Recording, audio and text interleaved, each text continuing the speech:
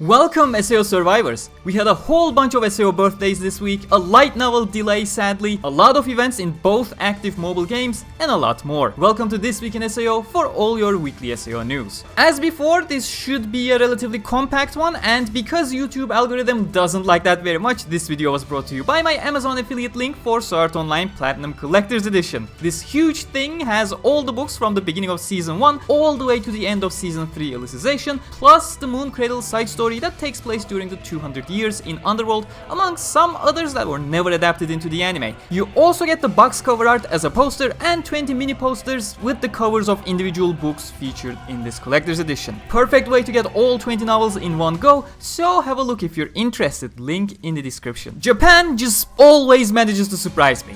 Just like last year with Ari of a Starless Night movie, Scherzo of Deep Night movie tickets have been announced for pre-orders starting on April 29, way before the movie actually has a set date to go on big screen. Honestly, I have no idea how that works, legally speaking, but the sale will also feature an A4 sized clear file of the key visual, so that's kinda neat. For people who are interested in Unital Ring, our French baguette from the SAO Wiki, Celeste, who celebrated his birthday this week, had a special gift for you. Well, yes, that's a bit backwards, but the French are fun like that. Anyways, back in December 2020, Dengeki Bunko channel published a special trailer to accommodate the release of Sword Art Online Volume 25 Unital Ring 4. Nothing particularly new in the trailer other than the blatant EO line teasing at the end for extensive Eugeo effect, but it's quite a cool trailer, so Celeste finally published this translation and typesetting for the trailer after 1.5 years, and we did publish that here on the channel. Lovely music, great usage of light novel illustrations and all that, and you can check it out via the links down in the description.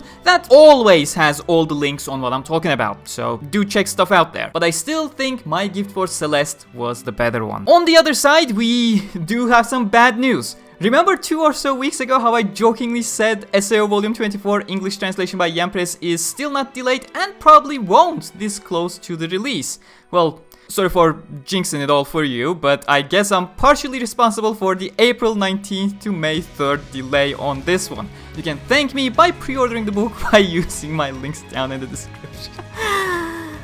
We had a lot of birthdays this week, and one more coming in a couple hours as I record this one, which I'll leave for next week of course, so I can't exactly give individual attention to every single one of them, but it won't be right to gloss over them either. Nochizawa Eiji, aka Nautilus, the protagonist of SAO Hopeful Chant, antagonist of Ordinal Scale, deuteragonist of Cordial Chords, and the sloppy shoehorn of the Alicization anime, has celebrated his birthday on April 8. This was immediately followed by one of the URIII trio, Alice Tsuberg, who may have disappeared along with Eugeo, but will continue to live in Kirito's memories. Speaking of Eugeo, he had the next birthday, a cruel joke by Reki, as those of you who are tech literate will recognize that error code 410, which is his birthday, April 10, it corresponds to gone, which literally indicates that access to the target resource is no longer available at the origin server and that this condition is likely to be permanent. So before you all slam me for my hilarious Eugeo half jokes, know that I'm just following in the footsteps of Reki. So once again, a very happy birthday. Sword Art Online URIII Aincrad Reboot Manga Volume 1 has received its cover debut this week featuring Kirito and Asuna and is set to release on April 27 in Japan. Gamer Store has announced a special Asuna illustration as their store bonus, and it's very likely more stores in Japan will have different bonuses announced in the weeks to come. The manga currently remains unlicensed by Yampress for the time being and is currently being fan translated by Dreadful Decoding. Links are in the description as always if you're interested to have a read. Sword Art Online Alicization Lycoris has received a very minor bug fix patch, so minor that I barely saw it on our SAO Wiki feed to mention it here in this video. Haven't exactly logged on to my PS5 to see it anyways because of a certain someone, but hey, well, it is a minor one. It fixes some incredibly frustrating softlock issues in the free DLC stories, so well, you have likely fixed your issue if you have run into them through various workarounds at this point. It's at least a good fix for potential future players. On to the mobile games. Integral Factor had quite the Eugeo focus with the April Fool's event, but it's not over yet. This week, Eugeo has been added to the Assist Character roster to accompany you in the dungeons, and to get them up to speed, there's a Raising Assist Characters campaign going on right now. Aside from that,